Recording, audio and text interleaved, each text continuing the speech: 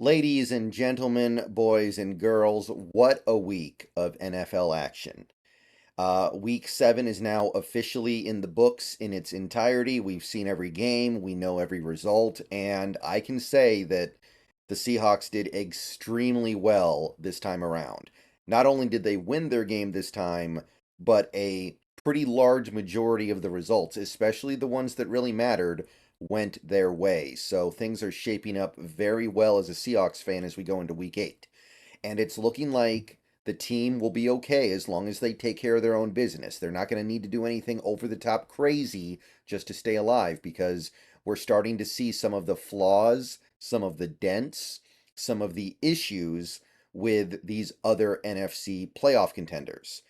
So let's go through the list. This is the week 7 rooting guide post-mortem just to kind of wrap things up because people like these. And I'm probably just going to start doing it every week from here on out. It's significant enough. So it goes all the way back to Thursday night when we got a big dub from the Jaguars, pushing the Saints down to 3-4, and their season is in a little bit of danger, I think, of just becoming derailed here. I still think that they're a pretty decent team and probably all around the best team in that division, but they're losing some games that I'm sure in their heads they were going to win before the season started.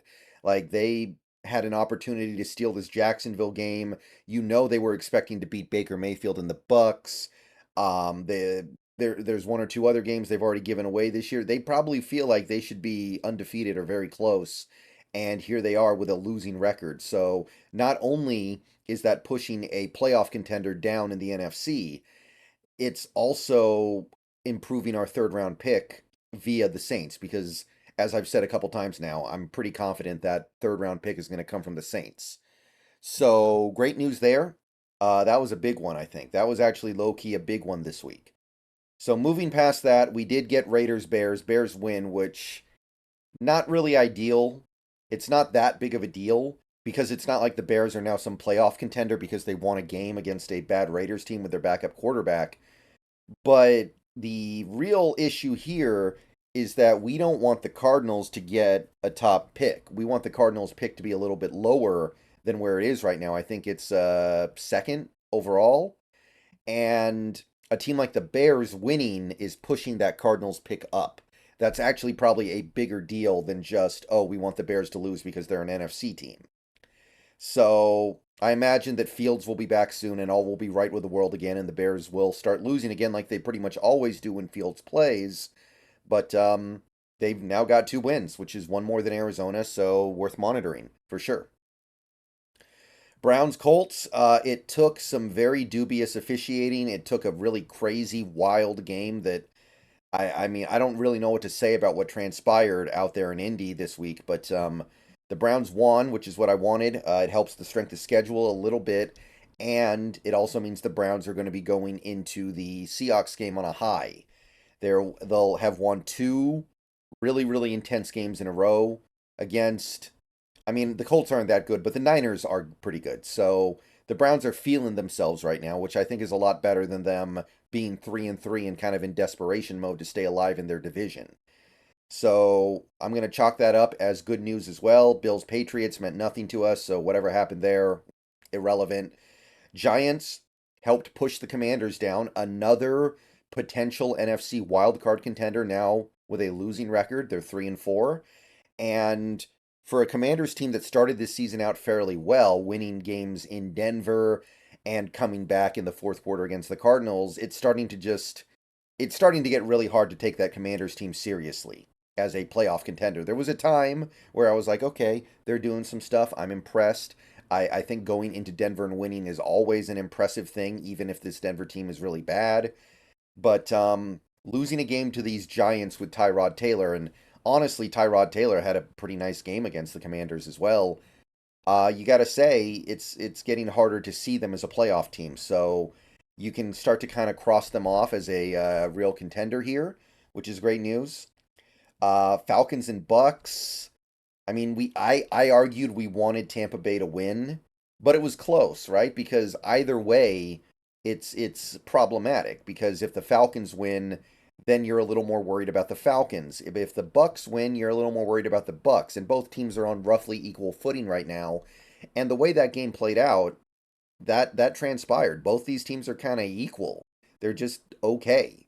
I think that the Falcons are a little bit better, so I was hoping Tampa Bay would win, but I'm not going to act like it's that big of a deal. It's one of those situations where one team has to lose, and that's good, but one team has to win, and that's not so good. So even that is very, very marginal to me. So it's technically a not ideal result, but it's a fine result.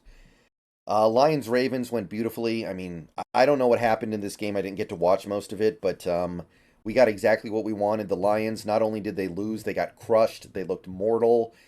There was a short window there where it looked like the Lions might be the best team in the conference and they might be the team to beat. Now, I wouldn't have been upset about that overall because at the end of the day, we've done well against the Lions these last couple years, but still better to know that the team has some flaws. And there's no doubt about it, they exposed some flaws in themselves by losing like this. Another huge result for the Seahawks was the Steelers Rams game. I talked about it this week. We really needed these Rams to drop a game that could go either way. And this Steelers game was the definition of a game that could go either way. So the fact that they found a way to lose this one, I know they got completely hosed at the end, and it was a ridiculous, ridiculous decision by the officials that allowed that to happen. Everybody involved should be fired, but I don't care. It doesn't. The only thing that matters to me is that the Rams now have a losing record, and while they are going to get some easier games down the stretch, they still get another game against the Cardinals. They're going to have the opportunity to stack up some wins against some lesser opponents. They're also going to have to contend with the good teams as well. Teams like the Browns that are going to be an absolute nightmare for that offensive line. They're going to have to play the Niners again. We're going to get another shot at them too, so we're going to kind of have control over that. And you look up and suddenly the Rams are at 8 or 9 losses, and you don't have to worry about them so much, and that'll be a really good feeling. So yeah, that was big. We needed it, and we got it. Packers Broncos again. I think it was more important to bury the Packers than it was for the Broncos to lose. So this went our way as well. The Packers are now kind of a non-threat. Not only are they 2-4, but they look bad. They look like one of the worst teams in the league, honestly. They have 2 wins, but they look awful. So even if they had won this game, I would still say they're not much of a threat, but now they're really not a threat at 2-4. So seems like that Packers season's probably about to spiral out of control, but hey, every little bit helps. So that's a team I think you can start to cross off in the NFC. Chargers Chiefs really meant nothing to us. Dolphins Eagles, this was one game that did not go our way. Although when you take a look at how many players the Dolphins were missing and the way that game was officiated, Dolphins had no chance. So why even trip on it? So yeah, the Eagles did get the win. They continue to look like the best team in the conference. But part of the reason why they look like the best team in the conference is because the Niners did it again. I just finished watching it last night, in fact. They did it again, and this time they did it to a pretty bad Vikings team, or at least a mediocre Vikings team. So, yeah, that is absolutely phenomenal. A great way to end the week. Just this ideal reward for sitting through Monday Night Football. This perfect way to just cap the week off. Not only do the Niners lose, but they lose to a mediocre team that they should beat. And Brock Purdy looks vulnerable. Their defense looks vulnerable. Like, there's so much stuff to love about the way that Monday night game went. So, I'm feeling great about that. So, you take a look at the way the playoff picture in the NFC is starting to shape up here. First of all, San Francisco remains the division leader by half a game. They are playing the Bengals this upcoming week, and we'll talk more about that later this week, I'm sure.